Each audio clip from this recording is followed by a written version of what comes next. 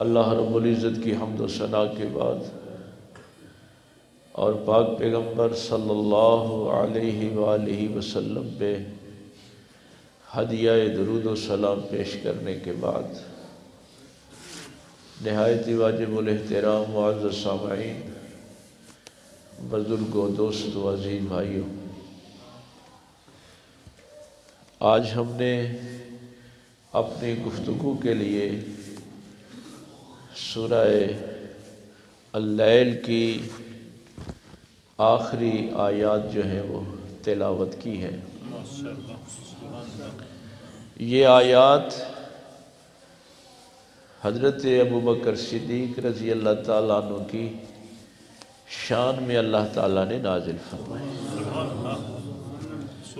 تو چونکہ 22 تاریخ کو یہ جو گزری ہے بدھ، اس دن سرکار ابوبکر صدیق کا یوم وصال تھا، تو میں نے یہ سوچا کہ جس ہستی کی اللہ شان بیان کرتا ہے تو ہم بھی ان کی بارگاہ اقدس میں ہدیہ عقیدت پیش کریں تاکہ ہمارا اللہ بھی راضی ہو، ہمارا رسول بھی راضی ہو۔ اور عجیب بات یہ ہے کہ ان آیات کا اختتام بھی اسی بات پہ ہے، وَلَسَوْفَ يَرْضَىٰ۔ فرمایا ابو بکر ہم تمہیں اور نعمتیں تو دیں گے، جنت میں دیکھیں گے لوگ جن نعمتوں سے نوازیں گے، لیکن سب سے بڑی نعمت جو تجھے ملے گی کہ تیرا رب تجھ سے راضی ہوگا۔ تو اللہ تعالیٰ نے اس تذکرے میں آخری بات یہ کی۔ اب آپ کو یہ اس موضوع کی طرف آنے سے پہلے میں ایک جملہ عرض کر دوں۔ کبھی کبھی کئی لوگ یہ سوال کرتے بھی ہیں کہ صحابہ کرام کا ذکر اتنا ضروری کیوں ہے؟ ان کی ذات کے حوالے سے، ان کی اسلام کے لیے خدمات کے حوالے سے، تو یہ بات ذہن نشین کر لیں کہ آپ کے نزدیک نعمتوں کا تصور کچھ اور ہوگا، اور ظاہر ہے ہوتا بھی یہی ہے کہ لوگ دولت کو ہی نعمت سمجھتے ہیں، صحت اور تندرستی کو ہی نعمت سمجھتے ہیں، اولاد کو نعمت سمجھتے ہیں، مکان کو نعمت سمجھتے ہیں۔ تو یہ جو ہماری دنیاوی چیزیں ہیں ضروریات کی، ہمارا جو رویہ ہے وہ یہی ہے کہ ہم انہی چیزوں کو نعمت سمجھتے ہیں، لیکن میرے اللہ کے نزدیک جو نعمت کا تصور ہے وہ یہ ہے کہ جس کو ہدایت مل گئی اس کو سب سے بڑی نعمت ہے۔ جو اللہ کے نزدیک سب سے بڑی نعمت ہے وہ ہدایت ہے، اور اس لیے قرآن کریم نے یہ سارے تذکرے بیان فرمائے کہ دولت تو قارون کے پاس بھی تھی لیکن وہ کامیاب نہیں تھا، اس لیے کہ ہدایت نہیں تھی۔ منصب تو فرعون اور نمرود کے پاس بھی تھے لیکن ان کے پاس ہدایت نہیں تھی۔ دنیا کی نعمتیں تو ابو جہل کے پاس بھی تھیں لیکن ہدایت بلال کے پاس تھی۔ تو اس حوالے سے اس چیز کو دیکھا کریں۔ شاید کسی موقع پہ میں نے ایک جملہ آپ کو ہدیہ کیا تھا، نظر کیا تھا آپ کی، کہ کوئی بھی تعلیم عظیم نہیں ہو سکتی، بڑی نہیں ہو سکتی جب تک اس تعلیم کا معلم عظیم نہ ہو۔ یہ بنیادی چیز ہے۔ یہ قرآن ہے نا، بہت بڑی تعلیم ہے، لیکن اگر کسی فاسق و فاجر کے ہتھے چڑھ جائے، کسی قرآن بیچنے والے کے ہتھے چڑھ جائے تو اس تعلیم سے بھی لوگ فساد پھیلائیں گے، ہدایت نہیں ملے گی۔ تو تعلیم عظیم ہوتی ہے معلم کے ساتھ۔ آج یہ میرا موضوع نہیں ہے، لیکن یہ چونکہ عقیدہ ہے، اس کو ذہن میں رکھیں۔ اللہ نے کوئی کتاب ایسی نازل نہیں کی کہ اللہ نے تعلیم بھیجی ہو اور معلم نہ بھیجا۔ اللہ نے زبور بھیجی ہو اور ساتھ داؤد علیہ السلام کو بحیثیت معلم نہ بھیجا، تورات دی ہو اور موسیٰ کو نہ بھیجا، انجیل دی ہو اور عیسیٰ کو نازل نہ کیا، صحیفے دیے ہوں اور ابراہیم کو نہ بھیجا۔ تو تعلیم عظیم ہوتی ہی اس وقت ہے جب اس کا معلم عظیم ہوتا ہے۔ جب تک معلم عظیم نہ ہو کوئی تعلیم عظیم نہیں ہو سکتی، بڑی نہیں ہو سکتی۔ اب وہ دین جہاں پہ ختم نبوت کا معاملہ تھا، یہ بنیادی چیز کہ صحابہ کا ذکر ضروری کیوں ہے۔ اللہ نے اپنا آخری پیغام بندوں کی طرف اس قرآن کی صورت میں بھیج دی۔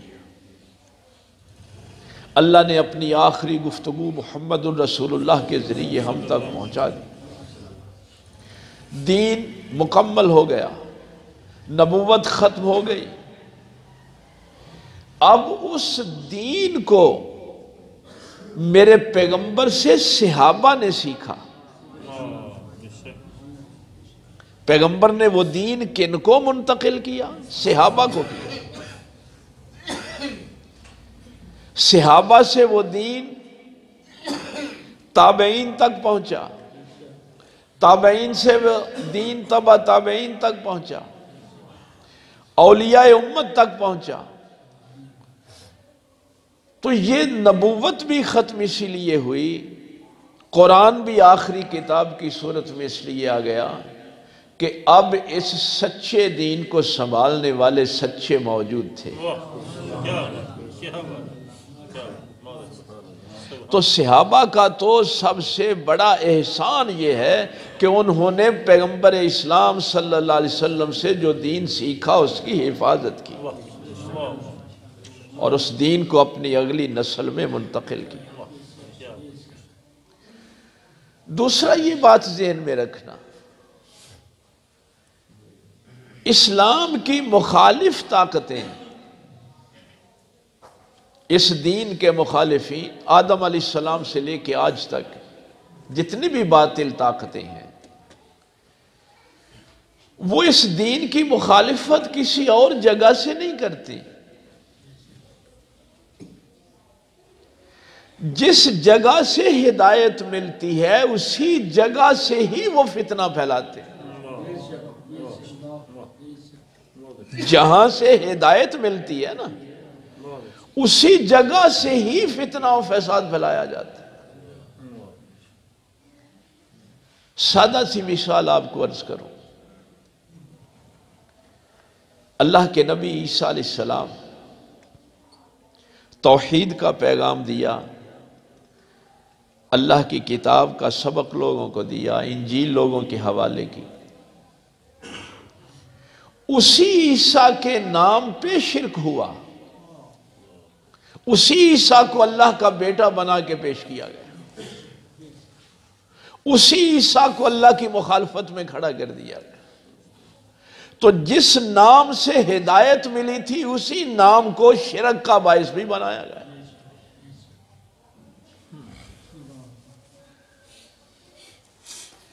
صحابہ کرام سے ہی دین چلا، پیغمبر نے انہی کے حوالے کیا، اب ہدایت بھی انہی کے ذریعے سے ملی اور انہی صحابہ کو متنازع بنا کے پیش کیا گیا۔ فساد بھی انہی صحابہ کا ذکر کر کے کیا گیا۔ گھر کے اندر کا دین اہل بیت اطہار کے پاس تھا، کسی کو کیا پتا کہ نبی پاک صلی اللہ علیہ وسلم نے حضرت فاطمہ الزہرا سلام اللہ علیہا کے کان میں کیا بات کہی تھی؟ کوئی راوی اس وقت وہاں موجود تھا؟ یہ کس نے بتایا کہ پاک پیغمبر صلی اللہ علیہ وسلم نے سیدہ فاطمہ تو زہرا کے کان میں ایک بات کہی تو آپ رونے لگ گئیں، پھر حضور نے ان کے کان میں کوئی بات کہی تو آپ مسکرا دی؟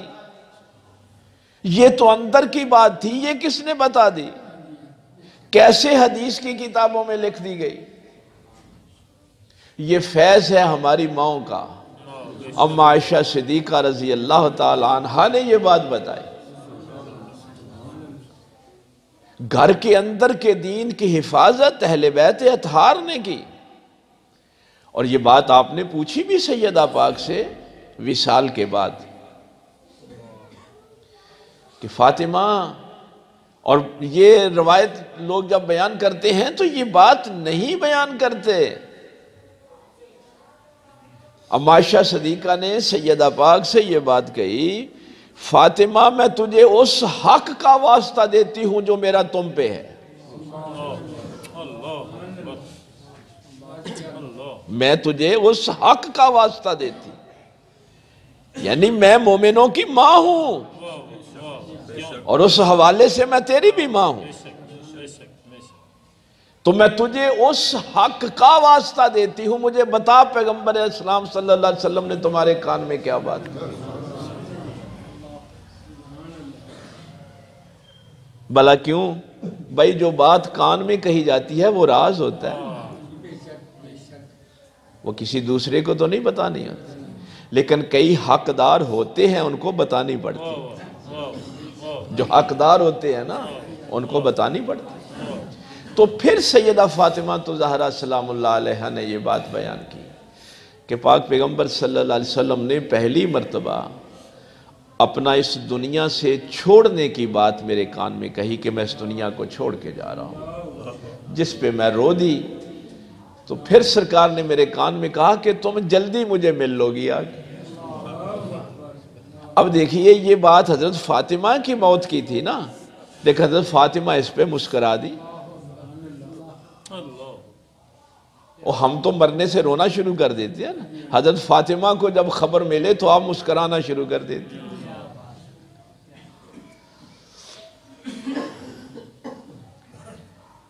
دین محفوظ رکھا صحابہ نے، اہل بیت اطہار، اور ان دونوں کو متنازع بنایا گیا۔ علامہ اقبال کا وہ جملہ شاید آپ کو یاد ہو،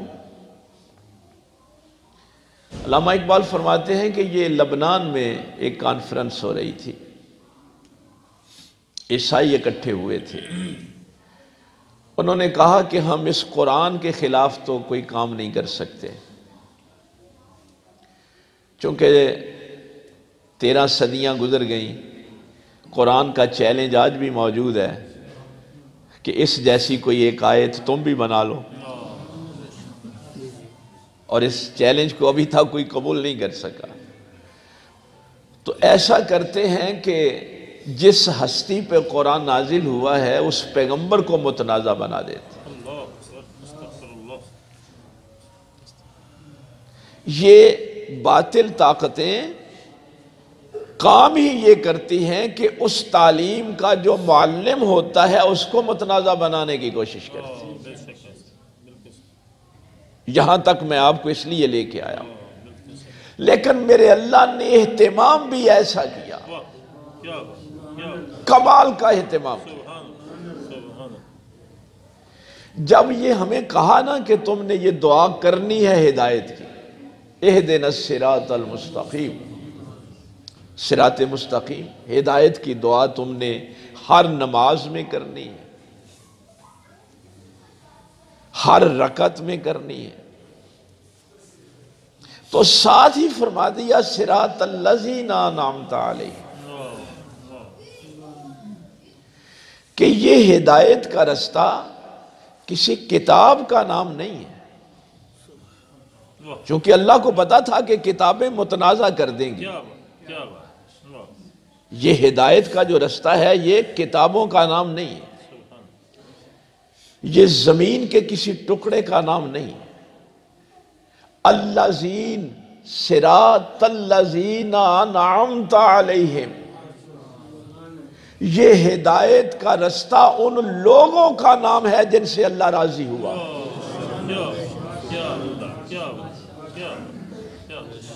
ایسی زبردست. مجھے کئی دفعہ لوگ جب پوچھتے ہیں کہ آپ صحابہ کا ذکر کیوں کرتے ہیں، تو میں ان سے کہتا ہوں میں تو نماز کی ہر رکعت میں ان کا ذکر کرتا ہوں. جب میں کہتا ہوں نا صراط الذین انعمت علیہم، تو میں انہی کا ذکر کرتا ہوں. من النبیین والصدیقین والشہداء والصالحین. تو یہ کچھ لوگ ہیں جن پہ اللہ نے بھی اعتبار کیا، اس کے رسول نے بھی اعتبار کیا. یہ کچھ چھوٹا اعتبار تو نہیں تھا نا کہ اب نبوت تو ختم ہو گئی تھی. یہ دین جس نبی نے اللہ کے حکم پہ جن صحابہ کے حوالے کیا. اب ان آیات میں یہ جو آیتیں آج میں نے تلاوت کی، اس میں اللہ تعالیٰ یہی فرما رہا ہے کہ تم کبھی اپنا مال خرچ بھی کرو نا تو کسی لالچ کی بنیاد پہ کرتے، یا تو کسی سے تمہیں کوئی مفاد ہوتا ہے تو اس پہ پیسے خرچ کرتے، یا تمہیں امید ہوتی ہے، بلکہ اولاد پہ بھی خرچ کر دیں تو کل کو کہتے پھرتے ہیں کہ وہاں بڑی مشکل نہ تینوں پالے ہے. ماں باپ کو بھی کبھی دوائی لا کے دیں تو کہتے ہیں ابا روئی جڑی تھی تیری خدمت کری دی. مال ہائی میں بندہ خرچ نہیں کرتا. اور میرا اللہ فرما رہا ہے یوتی مالہ یتزکا. اس ابو بکر کا کمال یہ ہے کہ اس نے جب بھی مال خرچ کیا اپنے آپ کو پاک کرنے کے لیے کیا، تزکیے کے لیے کیا.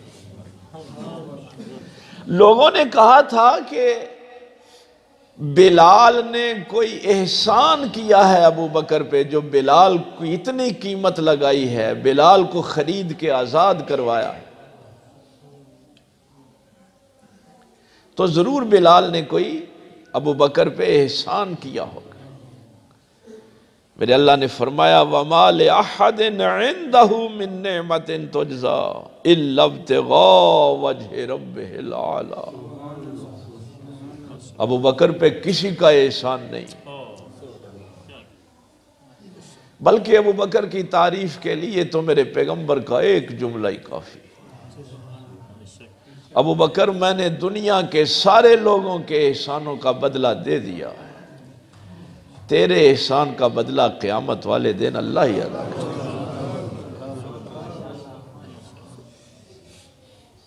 اللہ اللہ. اور پھر یہ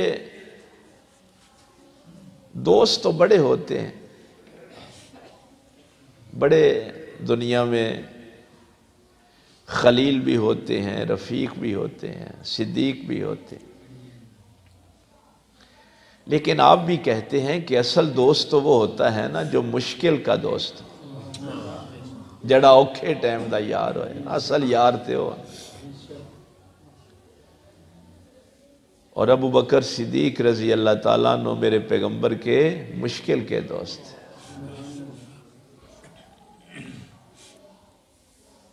جس دن سارے مکے والوں نے محاصرہ کر لیا تھا تو اس دن بھی میرے پیغمبر کی نگاہ اٹھی تھی تو ابو بکر کے گھر کی طرف اٹھی تھی.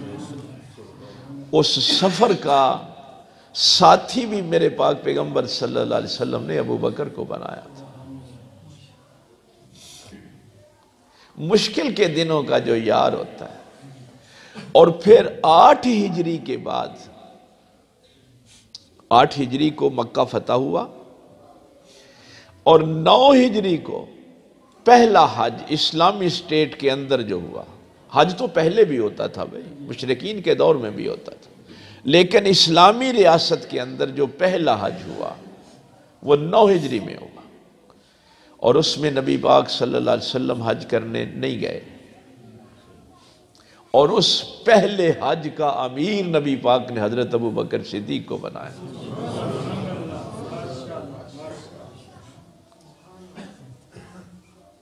بھائی جو مشکل کا دوست ہوتا ہے پھر اس کو عظمتیں بھی تو ویسی ملتی، عزتیں بھی ویسی ملتی۔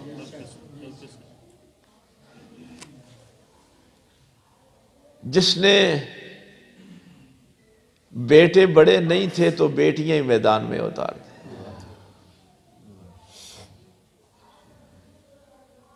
وہ 3 دن غار ثور کے حضرت اسماء رضی اللہ تعالیٰ عنہ، بڑی بیٹی جو کھانا لے کے بھی جاتی تھی دشمنوں سے بچ بچا کے، بالآخر ابو جہل نے پیٹا بھی بہت مارا، زخمی کر دیا۔ یہ کہنا بڑا آسان ہے، بیٹی کو مار پڑ رہی تھی اور ابو بکر ایک ہی جملہ کہتے تھے، اسماء موقع ہے اللہ کے محبوب کو راضی کر لے، موقع ہے اللہ کے محبوب کی خدمت کر لے۔ گھر میں والد صاحب ابھی مسلمان نہیں ہوئے، گھر بھی پتہ نہ چلے، 3 دن تک مکے کی خبر بھی پہنچانی ہے، کھانا بھی لے کے جانا ہے۔ ابو بکر نے اپنی اولاد بھی میدان میں اتاری، بوڑھا باپ چھوڑنا پڑا، چھوڑ دیا، 40,000 درہم اس رات بھی لے کے نکلے۔ تو میرا اللہ فرماتا ہے کہ وہ جب بھی مال خرچ کرتے تھے اللہ کی رضا کے لیے کرتے تھے، اپنے اللہ کو راضی کرنے کے لیے کرتے تھے۔ لیکن جو بات میں آج آپ تک پہنچانا چاہتا ہوں کہ جس کی تعریف میرے رسول صلی اللہ علیہ وسلم فرمائیں، میرا اللہ جن کی، یہ سورہ توبہ میں غار والا واقعہ بھی تو اللہ نے قرآن میں لکھا ہے۔ جس ہستی کی شان میں اللہ کے قرآن میں آیت نازل ان کے عجز اور انکساری کا جو عالم تھا کہ گلی کا تنکا پکڑ کے یہ خطاب کیا کرتے تھے، کوئی تنکا پکڑ لیتے اور روتے اور کہتے مجھ سے تو اچھا ہے، تیرا حساب تو نہیں ہونا، میرا تو حساب ہونا۔ یہ تھا میرے پاک پیغمبر صلی اللہ علیہ وسلم کی صحبت کا فیض، یعنی ایک تنکے کو بھی اپنے سے بہتر سمجھتے تھے، خدا کی بارگاہ میں کھڑے ہونے سے ڈرتے تھے، حساب دینے سے ڈرتے تھے۔ خوف خدا انسان کے دل کے اندر جتنا ہوتا ہے وہ اتنا ہی عظیم ہوتا ہے۔ تو میرے اللہ نے یہ آیتیں اس لیے نازل کی کہ دنیا میں بڑی آزمائش تو دولت ہی ہوتی ہے نا، گھر کا مال و متاع سارا حضور کی بارگاہ میں پیش کر دیا، اور میرے اللہ نے بتایا، میرے اللہ نے کیا فرمایا تھا، یمنون علیک ان اسلموا، کہ کچھ لوگ کہتے ہیں کہ ہم نے اسلام پہ احسان کیا ہے کہ ہم مسلمان ہوئے ہیں۔ یہ تو وہ تھے نا جو کہتے تھے اور بھی ہو تو خرچ کر دیں، لیکن کچھ وہ تھے جو یہ بھی کہتے تھے کہ ہم نے احسان کیا۔ بل اللہ یمن علیکم ان ہداکم للایمان، تو میرے اللہ نے فرمایا تمہارا احسان نہیں ہے، یہ تم پہ اللہ کا احسان ہے کہ اس نے تمہیں اپنا نبی دیا، اللہ نے تمہیں اس نبی کے ذریعے ہدایت دی، تمہیں ایمان دیا۔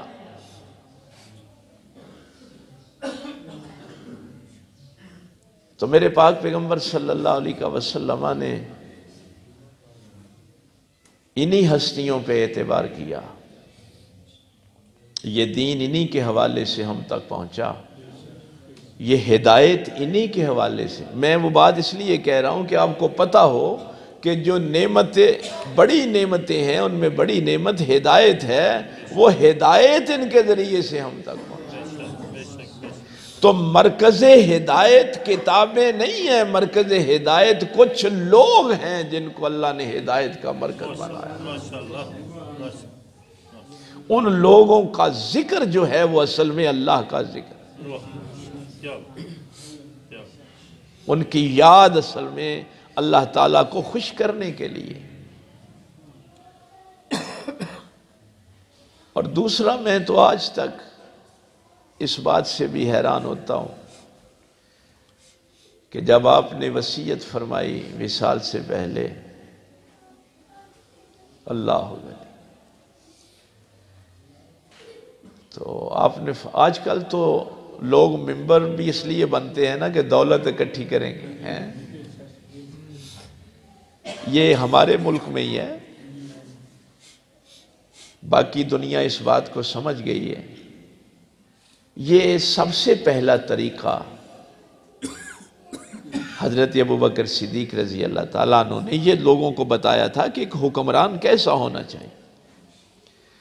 تو آپ نے فرمایا کہ جس دن میں خلیفہ بنا تھا اور میرے وصال تک میرے پاس 3 چیزوں کا اضافہ ہوا ہے، ایک غلام، ایک سواری اور ایک پانی پینے والا پیالہ۔ جس دن خلیفہ بنے تھے اس وقت یہ چیزیں نہیں تھیں، جب میں خلیفہ بنا تو یہ 3 چیزیں مجھے دی گئیں، اور وصیت میں فرمایا کہ میرے بعد جو خلیفہ آئے گا یہ تینوں چیزیں اس کو واپس کر دیں۔ یہ ہے حکمرانی کا بنیادی اصول۔ جن کو بڑا شوق ہے نا ممبر بننے کا، چیئرمین بننے کا، ان کو پتہ ہو کہ اسلام یہ چاہتا ہے کہ حکمران بننے کے بعد تیرے پاس جو بھی اضافہ ہو وہ تو نے واپس کرنا ہے۔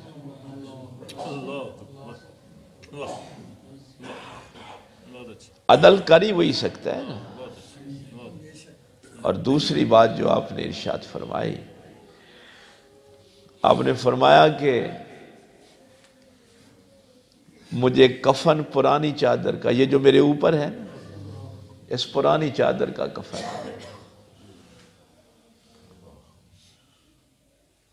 اس پہ تو آپ کے گھر والے بھی روئے، بڑا روئے، کہنے لگے اب ہم آپ کو کفن بھی نہیں دے سکتے۔ فرمایا نہیں، ایسی کوئی بات نہیں، میں نے تو قبر میں چلے جانا ہے، اس پرانے کفن میں ہی چلا جاؤں گا تو خیر ہے، کوئی بات نہیں۔ یہ نیا کپڑا کسی ضرورت مند کو دینا، اس کا سال گزر جائے گا۔ یہ نیتیں، یہ ارادے، یہ فیض، یہ میرے پاک پیغمبر صلی اللہ علیہ وسلم کا دین، یہ وہ چیزیں جو قرآن کریم نے ان کے لیے بیان کی کہ اللہ ان سے راضی اس لیے ہوا۔ اور پھر سرکار ابوبکر صدیق رضی اللہ تعالیٰ عنہ، ہاں وہ جو بات میں کر رہا تھا وقت ہو گیا ہے کہ اگر یہ عظیم لوگ بھی موجود نہ ہوں تو کتابوں نے تو جو حشر کیا ہے اب تک کوئی مسلمان باقی نہ رہتا۔ کتابوں میں تو یہ بھی لکھا ہے کہ ابو بکر اور عمر نے دروازہ جلتا ہوا حضرت فاطمہ پہ گرایا اور اس سے ان کی وفات ہو گئی۔ کتابوں میں تو یہ بھی لکھا ہوا ہے۔ اب ہم قرآن کی مانیں یا ان کتابوں کی مانیں؟ کتابوں میں تو یہ بھی لکھا ہے کہ حضرت فاطمہ گئی تھی باغ فدا کے لیے اور ابو بکر نے ان کو اپنے دربار میں کھڑا رکھا تھا، بیٹھنے کے لیے جگہ نہیں دی تھی۔ کیا قرآن ان کی تعریفیں بیان کر رہا ہے؟ کتابوں میں تو یہ بھی لکھا ہے کہ علی شراب پی کے نماز پڑھاتے تھے۔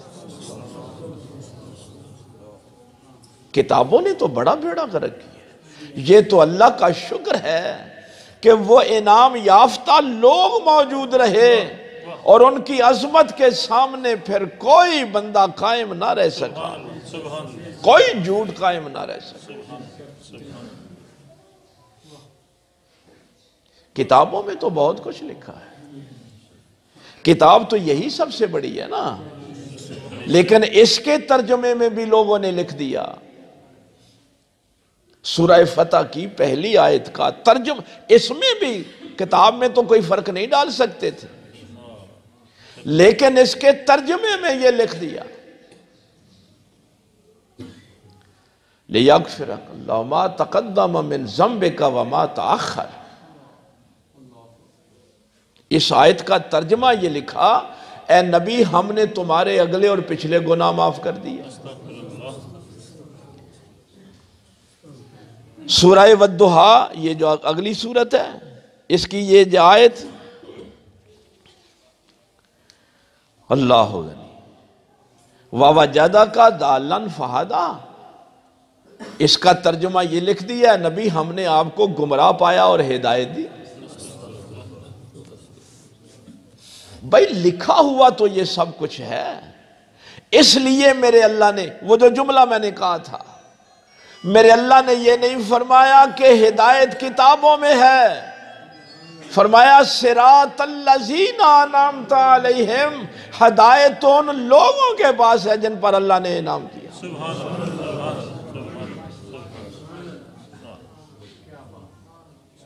کتابوں کا تو ان لوگوں نے کچھ نہیں چھوڑا. اور ان بدبختوں سے میں اکثر یہ کہا کرتا ہوں جو کہتے ہیں ابو بکر حضرت فاطمہ کی توہین کرتے تھے, حضرت عمر ان کی توہین کرتے تھے, یعنی متنازع بنایا نا. جو میں نے بات کہی تھی کہ جہاں سے ہدایت ملتی ہے فتنے والے لوگ بھی اسی جگہ کو استعمال کرتے. نبیوں کو بھی کیا, صحابہ کو بھی کیا, اہل بیت کو بھی کیا. لیکن ان کا جو تعلق تھا, ایک تعلق صرف ذہن میں رکھنا, سرکار ابوبکر صدیق رضی اللہ تعالیٰ عنہ کا وصال ہوا, آپ کی بیوہ حضرت اسماء بنت امیس رضی اللہ تعالیٰ عنہ, آپ کی بیوی اور آپ کے چھوٹے بیٹے محمد بن ابی بکر. ابو بکر صدیق کا وصال ہوا تو بیٹا چھوٹا یتیم ہو گیا, بیوی بیوہ ہو گئی, اور ان کو سہارا کس نے دیا؟ میرے مولا علی سرکار نے اس بیوہ سے شادی کی, ابو بکر کے بیٹے کو اپنا بیٹا بنایا, اور ایک دو دن کے لیے نہیں, امام حسین کے ساتھ ان کی شادی اکٹھے کی, اپنے گھر میں رکھ کے کی. اور میں ان بدبختوں سے یہ کہا کرتا ہوں کہ حضرت فاطمہ کی عزت کا سب سے بڑا رکھوالا تو علی ہے, اس علی پہ یہ الزام لگاتے ہو کہ ابو بکر اور عمر فاطمہ کی توہین کریں اور علی خاموش بیٹھا رہے, اور پھر اس گھرانے سے علی نے یہ تعلق رکھا ہو.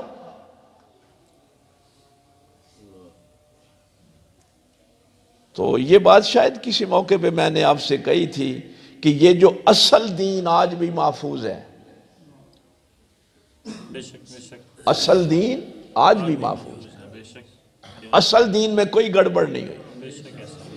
نمازیں آج بھی 5 ہی ہیں, روزے آج بھی رمضان کے ہی رکھے جاتے ہیں, سفر اور ربیع الاول کے نہیں رکھے جاتے.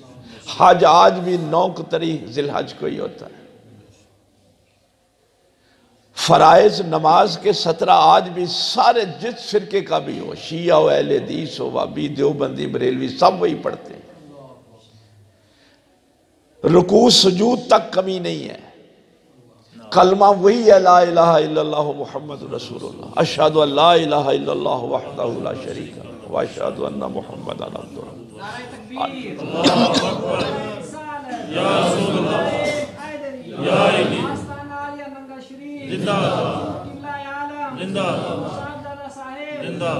یہ اصل دین کتابوں کی وجہ سے محفوظ نہیں ہے، ان انعام یافتہ لوگوں کی وجہ سے محفوظ ہے، سبحان اللہ، بے شک، جنہوں نے سینہ بسینہ ان عظیم لوگوں نے اس دین کی آج تک حفاظت کی۔ کتابوں میں جو کچھ لکھا ہے آپ پڑھ بھی نہیں سکتے، سن بھی نہیں سکتے، اور یہ چیزیں ممبروں پہ بیان ہوتی ہیں کہ علی شراب پی کے نماز پڑھاتے تھے۔ کوئی بندہ تصور کر سکتا ہے؟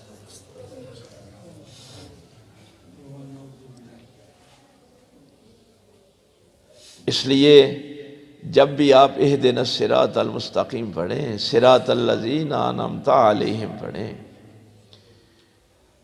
تو پھر یہ سچوں کے پاس یہ دین آتا رہا، وہ سچائی آج تک محفوظ ہے۔ بے شک، اصل دین جیسے میرے پیغمبر کو کرتے ہوئے لوگوں نے دیکھا تھا، وہ عظیم لوگ ہر دور میں موجود رہے۔ بے شک، بے شک، لکھنے کی بات آئی، بس وقت اب زیادہ ہو گیا ہے۔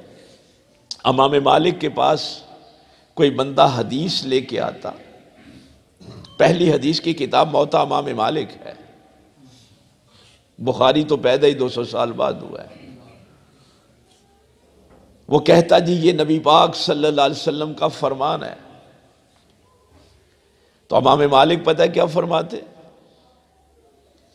آپ نے چونکہ ساری زندگی مدینہ پاک میں گزاری، آپ فرماتے کہ میں اس بات کا اندازہ کہ یہ حضور کا فرمان ہے یا تو نے اپنی طرف سے ہی گھڑ لی ہے۔ مثلا کہتے ہیں نا کہ امام بخاری کو 7 لاکھ سے زیادہ حدیثیں یاد تھیں، 7 لاکھ سے زیادہ، لیکن لکھی تو 7,000، 1 لاکھ بھی نہیں لکھی۔ اتنی لوگوں نے حدیثیں گھڑ لی تھی۔ تو امام مالک کے پاس بھی جب کو بندہ آتا کہ یہ حضور کا فرمان ہے، تو آپ فرماتے کہ میں اس کو پرکھوں گا کہ اس فرمان کے مطابق مدینے کے لوگ عمل کرتے ہیں یا نہیں کرتے،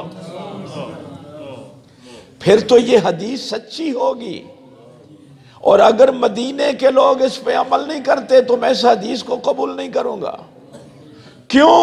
اس لیے کہ مدینے کے لوگوں نے حضور کو دیکھا ہے۔ بے شک، بے شک، صحابہ کو تابعین نے دیکھا ہے، ان کو، یہ اب تیسری نسل کی میں بات کر رہا ہوں۔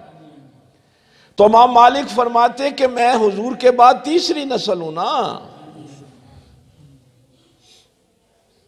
صحابی نہیں ہے، تابعی بھی نہیں ہے، یہ تیسری نسل آگے آ گئی۔